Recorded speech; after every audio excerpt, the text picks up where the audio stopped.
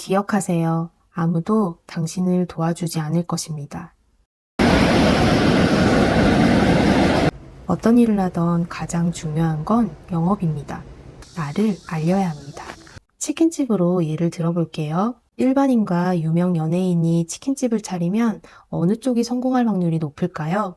유명 연예인이 높겠죠? 그러면 치킨을 정말 맛있게 튀기는 노하우를 알고 있는 일반인과 유명 연예인의 경우는 어떨까요? 그래도 유명 연예인이 성공할 확률이 높습니다. 영업은 실력을 압도합니다. 물론 실력도 중요합니다. 하지만 유명세는 평범함보다 시작점이 훨씬 앞에 있습니다. 월 1,000만 원을 벌려면 유명해져야 합니다. 나를 최대한 알려야 합니다. 이게 가장 중요한 포인트입니다. 현실적으로 평범한 사람이 유명해지기 위한 방법은 상당히 제한적입니다. 제 경험담을 말씀드릴게요. 저는 지방인 거제도에서 나고 자랐습니다. 결혼하고 12년간 전업주부로 지냈고 친구나 지인은 연락이 끊긴 지 오래인 정말 무명인 사람이었습니다. 돈, 시간, 능력을 감안해 보니 제가 할 수 있는 건 전단지, 네이버 블로그, 티스토리 정도였습니다. 이런 흔하디 흔한 방식으로 저를 알려야 했습니다. 그래서 특출난 아이디어가 필요했습니다. 남들과 다른 방식으로 나를 알려야 한다고 생각했습니다. 그런데 특출나고 남들과 다른 방식을 찾는 것은 시간이 매우 오래 걸립니다.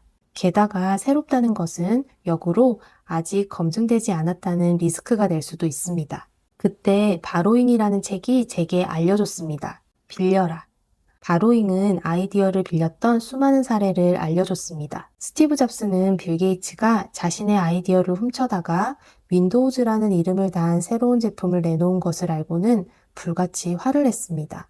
하지만 매킨토시의 기본적인 발상도 원래는 스티브 잡스가 제록스 팔로알토 연구센터를 방문하고 나서 빌린 것이었습니다. 결국 그 누구도 비난받지 않았습니다. 왜냐하면 너무나 많은 회사들이 아이디어를 빌리고 개선했으며 자신들만의 창의적인 아이디어로 이런 사실을 숨기고 있기 때문입니다.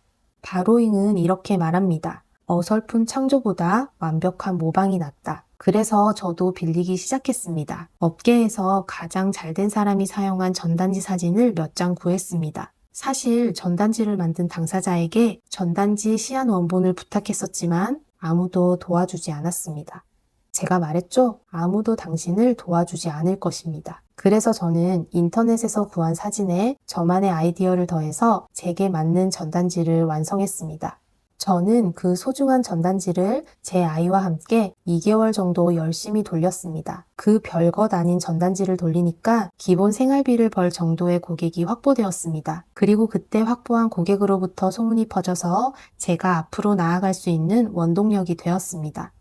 지금은 제가 만들었던 전단지와 99% 똑같은 전단지를 여기저기서 쉽게 볼 수 있게 되었습니다. 누군가도 제게 빌려간 것이겠지요. 과거의 저와 같은 힘겨운 상황이라면 바로잉에서 알려준 대로 타인의 훌륭한 아이디어를 빌려서 시작해보세요. 마지막 조언, 전단지를 돌릴 때 몇 가지 중요 사항을 알려드리겠습니다. 첫째, 직접 돌려라.